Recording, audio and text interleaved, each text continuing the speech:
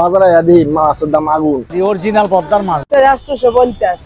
বাজারে এসে দেখি ইলিশ মাছ, বর্তমান ইলিশ মাছ পাবলিকে খাইব, আমরা ইলিশ মাছ কিনতে এলাম আর দাম শুনি না আমার নাগালের বাইরে।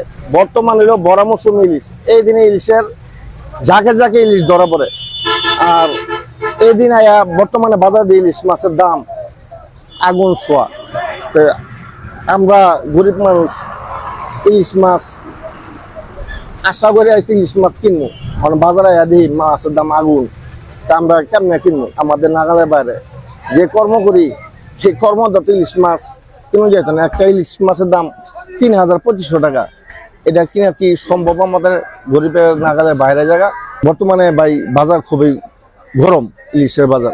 অরিজিনাল পদ্মার মাছ ভাই, অরিজিনাল পদ্মার দাম আগের চেয়ে অনেক কমছে।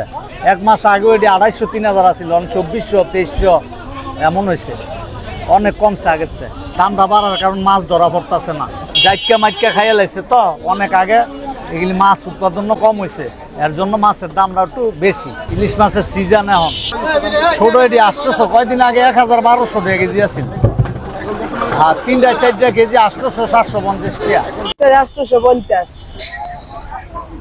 চাঁদপুরের লাইনের মাছ ইলিশ ভাই বর্তমানে দাম কমছে, প্রচুর কমছে। এটি আগে আসছিল 1500-1400 বা 850-900, যাতে যেরকম ব্যস্ত নেবে কিনে আসে 820 টাকা। গত বছর মাছ আসছিল আবার মাছ কম, এবার কাছে একবারে কম মাছ।